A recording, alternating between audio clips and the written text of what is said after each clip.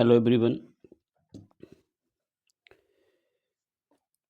आप सभी अपना हिंदुस्तान ओलंपियाड की तैयारी कर रहे होंगे। आज हम लोग 2023 के क्लास 8 का जो पेपर था उसको सॉल्व करेंगे। हिंदुस्तान ओलंपियाड और क्लास 8 का ये पेपर है 2023 में जो आया था। काफ़ी बच्चे कह रहे थे 2023 का सर पेपर सॉल्व कर दीजिए, तो ये अवेलेबल हो पाया है, तो फिर इसको करते हैं। आशा करता हूँ आप की हेल्प हमारे वीडियोज से हो रही होगी और इसी तरीके से आप अपना प्रिपरेशन जारी रखिए। और यदि आप चैनल पर नए हैं और अभी तक चैनल को सब्सक्राइब नहीं किया है तो चैनल को सब्सक्राइब कर लीजिए ताकि आपकी कंटिन्यू इसी प्रकार में हेल्प कर सकूं और अन्य न्यू स्टूडेंट्स जो भी तैयारी कर रहे हैं उनको भी शेयर करें। तो शुरू करते हैं। इसमें पहला जो सेक्शन है वो है साइंस का। पहला क्वेश्चन क्या कह रहा है, which part of the eye sends light signal to the brain so that you can see. कह रहा है कि वो कौन सा पार्ट है आंख का जो सिग्नल ब्रेन को भेजता है। तो सिलियरी मसल्स जो होती हैं वो लेंस को पकड़ के रखती हैं, ये हमारे आई लेंस को पकड़ के रखती हैं। आइरिस आगे होती है, ओपेक झिल्ली जो कलर को डिसाइड करती है। प्यूपिल लाइट को कंट्रोल करती है, कितनी लाइट एंटर करनी चाहिए हमारी आंख में। और जो ऑप्टिक नर्व है ये सिग्नल भेजती है ब्रेन को। जैसे आपने देखा होगा जो इस तरीके से बॉल होता है हमारे उसका आंख का, तो यहाँ से एक कट रहता है, ये हमारे ब्रेन को सिग्नल जाता है। यहीं पे डार्क स्पॉट होता है जहाँ पे लाइट का कोई फर्क नहीं पड़ता और यहीं से पूरा ब्रेन को सिग्नल जाता है। तो optic nerve is the right answer here. Second question कह रहा है if a soluble metallic salt, एक soluble metallic salt is added to water, water में घोल दिया गया है, what will happen to the electric conductivity. देखिए साल्ट में क्या होता है, आयंस होते हैं। जैसे जो हम लोग खाते हैं उसका क्या नाम है, NaCl। तो NaCl किससे बना, दो आयंस इसमें हैं, क्लोराइड आयन है और सोडियम आयन है। तो जैसे इसको हम डिसॉल्व करते हैं तो आयंस में ब्रेक हो जाता है और आयंस क्या करते हैं, कंडक्ट करने में हेल्प करते हैं, तो उसकी कंडक्टिविटी जो है बढ़ जाएगी। यानी ए ऑप्शन इसका होना चाहिए। नेक्स्ट क्वेश्चन है कि a water container has 4 taps at 4 different locations. 4 taps लगे हुए हैं, एक टंकी है मान लीजिए घर में ऊपर रखी है, तो ये 4 इसमें टैप्स लगे हुए हैं।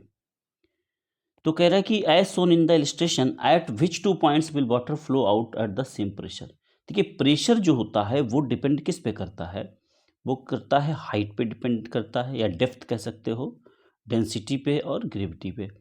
तो डेंसिटी और ग्रेविटी तो यहाँ चेंज नहीं होगी क्योंकि सेमी लिक्विड है। जब यहाँ पे चेंज क्या हो रहा है, हाइट, कि ये हाइट ये हाइट ये हाइट अलग अलग हाइट है। तो हमको ये देखना है कि कह रहा कि सेम मतलब वाटर फ्लो सेम हो, तो उसके लिए क्या है, उनकी हाइट सेम होनी चाहिए। तो यहाँ पे हम देखेंगे कि हाइट किसकी सेम है, पी सबसे ऊपर है, क्यू और आर, एस नीचे है। तो क्यू और आर आप देख सकते हैं इक्वल हाइट में है, यानी कि क्यू और आर जो पानी निकलेगा वो इक्वल प्रेशर के साथ निकलेगा, इनका जो है सेम डेप्थ या कह सकते हो हाइट है। तो इसका करेक्ट आंसर होगा Q and R, A option is the correct. Question 4 है two boxes P and Q, दो बॉक्स यहाँ पे रखे हैं, एक हमारा कैसा है, एक है क्यूबॉइड शेप का है और एक हमारा है क्यूब। तो कह रहा है कि एक वुडन सरफेस पे रखे हुए हैं, हैव इक्वल वेट, यानी कि इनका जो वेट है वो इक्वल है, इसका भी डब्ल्यू वेट है मान लीजिए, इसका भी डब्ल्यू वेट है। Which statement is correct regard to the pressure. अब हमको प्रेशर निकालना है, तो सबसे पहले हमको ये समझना है कि प्रेशर डिपेंड किस पे करता है। प्रेशर डिपेंड करता है P is equal to F upon A, force P is equal to P is equal to force पर यूनिट एरिया। तो इन्वर्सली प्रोपोर्शनल होता है एरिया के, यानी P is inversely proportional to area. Area यहाँ देखेंगे आप ज़्यादा है और इसका जो एरिया है वो कम है, मतलब एरिया यदि कम है तो प्रेशर ज़्यादा होगा। तो ये जो Q वाला है इसका प्रेशर ज़्यादा होगा P की तुलना में, क्योंकि इसका एरिया कम है। तो अब ऑप्शन में देखते हैं क्या इन्होंने दे रखा है। ऑप्शन में है pressure applied by box P is more than Q। नहीं, pressure applied by box Q is more than pressure applied by P। ठीक है, Q का जो प्रेशर होगा वो ज़्यादा होगा क्योंकि इसका एरिया कम है, इसलिए इसका ऑप्शन V करेक्ट होगा। नेक्स्ट क्वेश्चन है Kshitij is suffering from goitre. Goitre रोग क्षितिज को हो गया है। The disease is associated with which gland, यानी कि ग्वाइटर जो डिजीज है ये किस ग्लैंड से संबंधित है? Pancreas, liver, adrenal, thyroid. तो ग्वाइटर आप गर्दन में देखते हैं कई बार बहुत सूजन आ जाती है, तो वो थायराइड ग्लैंड में सूजन की स्वेलिंग की वजह से होता है। तो थायराइड ग्लैंड हमारे गले में पाई जाती है, तो ये किससे संबंधित होगा? थायराइड ग्लैंड से ये संबंधित होगा। क्वेश्चन नंबर 6 कह रहा है two circuits are prepared using similar bulb and cells, यानी कि बल्ब भी सिमिलर है और इनकी बैटरी यानी सेल भी सेम है। Due to this the bulb in circuit Y glows brighter, the solution used in both the circuits are different. Solution जो यूज किया गया है वो डिफरेंट है, इसकी वजह से Y glows brighter than the circuit X. Which statement is correct regard the current flowing in the circuit. तो यहाँ पे जो दिया गया था ये हमारा बल्ब था और यहाँ सोल्यूशन अलग अलग इन्होंने ले रखा है, कुछ इसमें सोल्यूशन है और कुछ इसमें सोल्यूशन है। बल्ब और बैटरीज या सेल इस एक जैसे हैं, तो अंतर क्या है दोनों में ये पूछ रहे हैं कि एक ग्लोज ज़्यादा कर रहा है वाई, तो current flows in circuit Y is higher than the current in X. Current flows flowing in circuit X is higher than current Y. नहीं, इक्वल तो नहीं हो सकती, वो ज़्यादा तेज जल रहा है इसका मतलब उसमें करंट ज़्यादा है। तो जो सोल्यूशन यूज किया गया है वो अच्छा कंडक्टर है, तो इसमें ऑप्शन इसका ए ही करेक्ट होगा।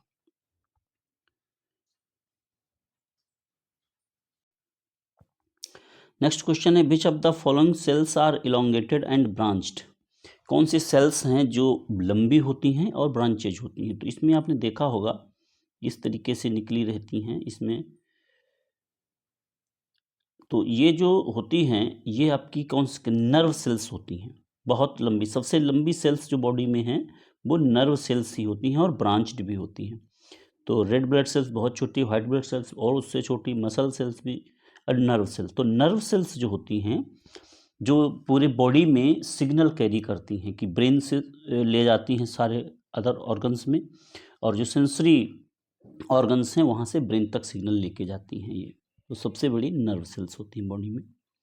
क्वेश्चन नंबर 8 बहुत अच्छा है, इसमें कह रहा है कि fill in the blanks the loudness and pitch of a sound. Loudness and pitch किस पे डिपेंड करती है? तो लाउडनेस जो है वो डिपेंड करती है एम्पलीट्यूड पे, लाउडनेस का मतलब तेज, और पिच मतलब कितना तीखापन है उसमें, मतलब पतली या मोटी साउंड है, वो फ्रीक्वेंसी पे डिपेंड करती है। तो इसका जो करेक्ट आंसर होगा वो होगा A. Which of the following gases reduces the oxygen carrying capacity of the lungs. कौन सी गैस है जो ऑक्सीजन कैरिंग कैपेसिटी को घटा देती है? तो वो है carbon monoxide, nitrogen dioxide, sulphur dioxide, helium. तो इसमें ध्यान दीजिएगा कि नाइट्रोजन डाइऑक्साइड का कोई इतना फर्क नहीं है, सल्फर डाइऑक्साइड भी अलग है, हीलियम। इसमें जो कार्बन मोनोऑक्साइड है जिससे हमारा संपर्क, जैसे कोयला हम जलाते हैं तो कंबशन कंप्लीटली नहीं हो पाता है ऑक्सीजन की कमी के कारण, तो वो कार्बन मोनोऑक्साइड प्रोड्यूस होती है, और जो एक जहरीली गैस है जो हमारी ऑक्सीजन कैरिंग कैपेसिटी को घटा देती है और जिससे हम बेहोश हो जाते हैं। तो कार्बन मोनोऑक्साइड बहुत डेंजरस है। नेक्स्ट क्वेश्चन है, कह रहा है कि fill in the blanks. The cell formed after fertilisation, fertilisation यानी कि स्पर्म और ओवम आपस में मिल गए हैं तो क्या बनता है? तो सबसे पहले जाइगोट का निर्माण होता है। सबसे पहले जो बनती है पहली सेल वो जाइगोट बनता है, उसी के बाद फिर एम्ब्रियो और आगे फिर डेवलपमेंट चलता रहता है। तो देखते हैं जनरल नॉलेज में किस टाइप के क्वेश्चन पूछे गए थे। इसमें पहला क्वेश्चन है, when is human rights day is celebrated, यानी मानवाधिकार दिवस कब मनाया जाता है? मानवाधिकार दिवस मनाया जाता है 10 दिसंबर को। तो इसका ए ऑप्शन करेक्ट है।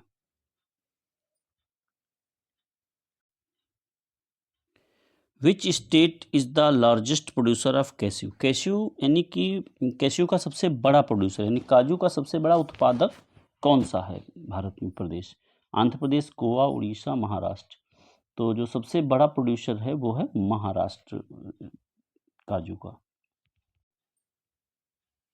Where is the headquarter of the North Atlantic Treaty Organisation located? NATO का जो है, पिछली बार नाटो काफ़ी पॉपुलर रहा था यूक्रेन और रशिया की वजह से। तो देखो करंट जीके से रिलेटेड क्वेश्चंस इसमें आ जाते हैं। तो नाटो का जो हेडक्वार्टर है वो ब्रसेल्स में है। बी ऑप्शन इसका करेक्ट होगा। Who is the CEO of sugar cosmetics? Sugar cosmetics के सीईओ कौन है? अमन गुप्ता, नमिता थापर, विनीता सिंह एंड पीयूष बंसल। तो शुगर कॉस्मेटिक्स के सीईओ हैं विनीता सिंह। इसका ऑप्शन सी करेक्ट होगा। Which river flows through the Satpura range? Satpura range कहाँ पड़ता है आपका? ये एमपी में पड़ता है, और एमपी में जो हमारी मेन रिवर है वो है नर्मदा रिवर। तो सतपुड़ा रेंज से कौन निकलती है नदी? वो है Narmada. In which city was the world's first ATM installed? दुनिया का पहला एटीएम कहाँ इंस्टॉल किया गया था?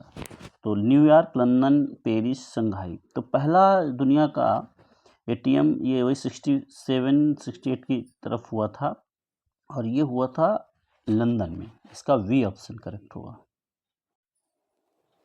Which is the second largest metro rail network in India? Second largest metro rail network कहाँ है? दिल्ली, हैदराबाद, बेंगलुरु एंड मुंबई। तो सेकंड जो नंबर पे आता है बेंगलुरु मेट्रो। सी ऑप्शन इसका करेक्ट होगा। 8th क्वेश्चन है, Manika Batra is associated with which sport? Table tennis, swimming, badminton, wrestling. तो मनिका बत्रा जो है ये टेबल टेनिस से के खिलाड़ी हैं। तो table tennis, A option is the correct answer. 9th question, when was Netflix founded? Netflix का कब हुआ? यह है 1997। करेक्ट आंसर इसका है। Which country is the largest producer of diamonds? Diamonds का सबसे बड़ा प्रोड्यूसर कौन सा देश है? कनाडा, यूनाइटेड अरब एमिरेट्स, रसिया, जिम्बाब्वे। तो इसका जो सबसे बड़ा प्रोड्यूसर है डायमंड्स का वो है रसिया। इसका ऑप्शन सी करेक्ट होगा। अगला सेक्शन है मैथमेटिक्स। तो मैथमेटिक्स में देखते हैं पहला सवाल क्या था। The ages of Sita and Gita are in the ratio of 3:5। मतलब सीता और गीता की जो एजेस हैं उनका रेशियो 3:5। तो एक को 3x मान लेते हैं, एक को हम 5x मान लेते हैं। कह रहा आफ्टर 5 ईयर्स। तो 5 ईयर्स का मतलब ये भी 5 ईयर्स बड़ी हो गई और ये भी 5 ईयर्स बड़ी हो गई।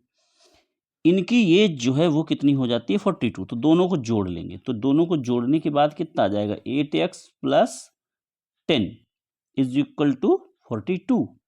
तो यहाँ से आ जाएगा 8x is equal to 42 minus 10, यानी 30x is equal to 32/8। Divide करेंगे तो आ जाएगा 4। x इज इक्वल टू 4 आ गया, यानी कि दोनों की एज कितनी आ गई है? 4 3 ज़ा 12 और 4 5 ज़ा 20। तो करंट एज ऑफ गीता की पूछ रहा है। तो गीता बाद में है, यानी कि उसकी गीता की एज कितनी होगी? 20, तो इसका ऑप्शन जो होगा करेक्ट 20 ईयर्स होगा इसमें। नेक्स्ट क्वेश्चन सेकंड है, calculate the value of this. देखिए यहाँ पे ये सारी पावर्स हैं -1 -1 -1, लेकिन इनकी सबकी पावर कितनी है, 0 है। सबकी पावर कितनी है, 0। और ये अपने मैथ में पढ़ा कि किसी की भी पावर 0 है तो उसकी वैल्यू क्या होगी, 1 होगी। और 2 की पावर कितनी है, -1 है, तो 2 की पावर -1 को हम क्या लिख सकते हैं, 1/2। इसको हम सॉल्व करेंगे, 2 1 जा 2 1 3, यानी कि ये आंसर आ जाएगा हमारा 3/2। तो here correct answer is the 3/2, यानी कि वी ऑप्शन इसका करेक्ट होगा। नेक्स्ट क्वेश्चन है, find the value of X in the given figure. X की वैल्यू हमें फाइंड करनी है, यानी कि ये वाला एंगल हमको फाइंड करना है। तो ध्यान दीजिए कि ये 60 है, ये 70 है और ये 90 देखो यहाँ दिया गया है। तो ये 90 है तो ये भी 90 हो जाएगा। अब ये क्वाड्रिलेटरल है, क्वाड्रिलेटरल के जो सभी साइड्स होती हैं उनका सम कितना होता है, 360 होता है। तो x + 70 + 60 + 90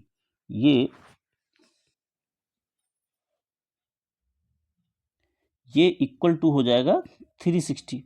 इसको सॉल्व कर लेंगे तो x = आ जाएगा 360 माइनस 0 9 6 15 और 7 22, यानी 2 2 0 माइनस कर देंगे इसमें से 0 4 और 1, यानी इसका आंसर कितना आएगा, 140। तो देखते हैं ऑप्शन इसका, ऑप्शन दिया गया है 140, तो correct answer is the 140। Next question कह रहा है कि how many cubes are there in a below figure. एक फिगर दिया गया है, उसमें कितने क्यूब्स हैं, तो फिगर देखते हैं। फिगर ये दिया गया है तो क्यूब्स देखते हैं इसमें। तो 1 2 3 4 5 6 7 8 9 10, टोटल 10 क्यूब्स इसमें हैं। तो ऑप्शन में 10 दिया गया है, तो इसका आंसर हमारा क्या हो जाएगा, 10। क्वेश्चन नंबर 5 क्या है, the side of A square is increased by 20%।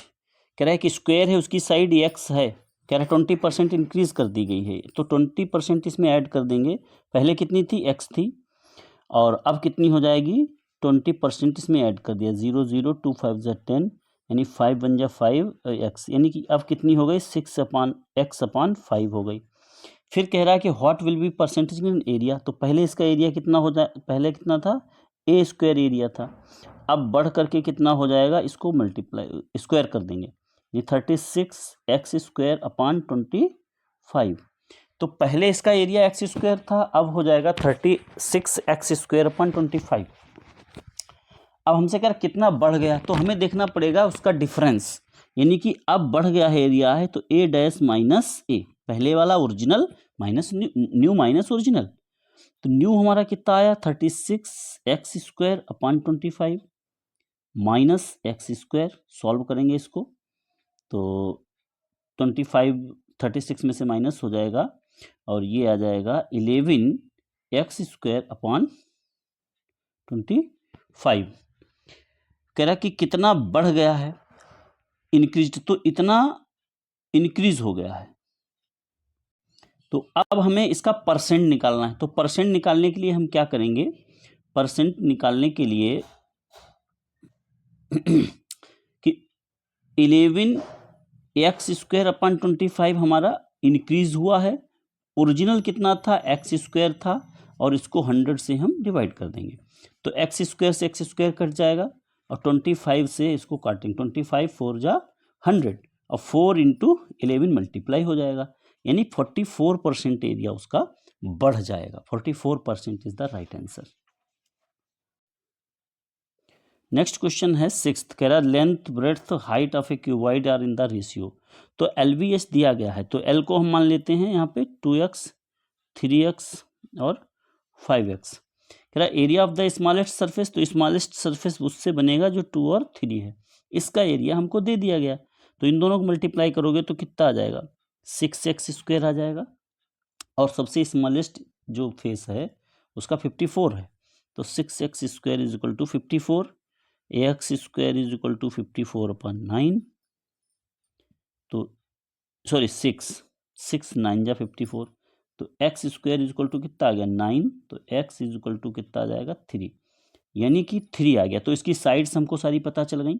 Sides हो गई 6 हमारी एल हो गई, और 9 हमारी वी हो गई, और 15 हमारा जो है एच हो गया। अब हमसे पूछ कर find the volume of the, तो वैल्यूम निकालना है। तो वैल्यूम क्या होता है क्यूबॉइड का, एल वी एच। तो v इज इक्वल टू क्या, हम कैसे निकाल देंगे, एल वी एच, यानी कि 6 इंटू 9 इंटू 15, 15 6 जा 90, और 90 इंटू 9 81, यानी कि इसका करेक्ट आंसर क्या होगा 810 metre square. The adjacent sides of a parallelogram are in the ratio, एक पैरेललोग्राम दिया गया है ऐसे, इसकी एडजेसेंट साइड्स दी गई 5 और x के रेशियो में। तो इसको हम मान लेते हैं, एक को 5x और एक को हम मान लेते हैं 6x। कह रहा पेरीमीटर उनकी 121 है, तो पेरीमीटर कैसे निकालेंगे, perimeter 2 into L plus B होता है। तो 2 into 5x plus 6x is equal to 121, तो ये हमारा आ जाएगा 2 into 11x is equal to 121। अब इसको सॉल्व कर देंगे तो x इज इक्वल टू 11 से 11 कट जाएगा, 11 11 जा 21, तो x इज इक्वल टू 11/2, ये हमारा आ गया है x। तो कह रहा है इनके साइड्स क्या होंगे, find the sides of A parallel, तो साइड्स निकाल देंगे, इसमें पुट कर देंगे 5 इंटू 11/2 यानी 55/2 यानी कि 27.5 पहला हो गया, और दूसरा 11/2 कर देंगे 6 इंटू 11/2 33, तो इसका पहला ऑप्शन ही करेक्ट हो जाएगा, यानी A option is the correct answer. यहाँ पे कह रहा है कि total number of students in a sitting classroom are this, number of rows इतना है, तो डिवाइड करना है। यहाँ पे थोड़ा सा लेटर्स इसमें क्लियर नहीं है, लेकिन फिर भी मैं तरीका बता देता हूँ कैसे आप करेंगे, क्योंकि इसमें पावर नहीं क्लियर आ रही है। तो सीधा सा है, इसमें से कॉमन लेना, जो वैल्यू ये दी गई है इसको डिवाइड करने के लिए इसमें से कॉमन ले लेंगे। जैसे मान लीजिए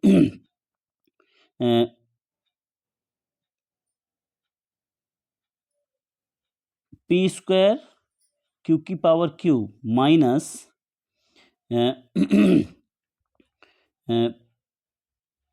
पी क्यूब क्यू स्क्वायर दिया गया है। अब पी क्यू एक रो में है, तो पी क्यू कॉमन इसमें से हम ले लेंगे, पी क्यू से हमें इसको डिवाइड करना है, तो क्या करेंगे पी क्यू इसमें से कॉमन ले लेंगे, तो पी क्यू कॉमन ले लेंगे तो ऊपर क्या बचेगा, पी क्यू स्क्वायर बचेगा यहाँ, या मान लीजिए पी स्क्वायर क्यू स्क्वायर हमने कॉमन ले लिया, तो पी स्क्वायर क्यू स्क्वायर ले लोगे तो ऊपर यहाँ बचेगा क्यू और यहाँ बचेगा पी, तो P square Q square cut जाएगा और क्यू माइनस पी हमारा आंसर आ जाएगा। तो इसी तरीके से इसमें पावर क्लियर नहीं है, नहीं तो इसको समझा देते, तो इस तरीके से कॉमन लेके हम कैंसिल आउट कर देंगे और जो आंसर आएगा वो हम कर लेंगे।